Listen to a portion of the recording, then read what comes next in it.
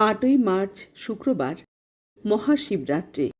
শিবরাত্রির প্রথম প্রহরে পুজোর সময় সন্ধ্যা 6:27 থেকে 9:28।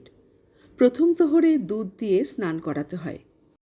শিবরাত্রির দ্বিতীয় প্রহরে পুজোর সময় রাত 9:29 থেকে রাত 12:31।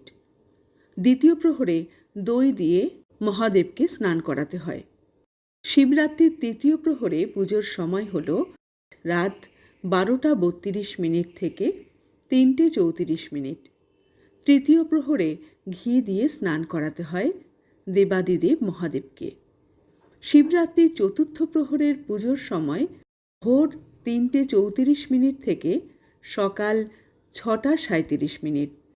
চতুর্থ প্রহরে মধু দিয়ে শিবকে স্নান করাতে হয়। আশা করি ভিডিওটি আপনাদের কাজে লাগবে।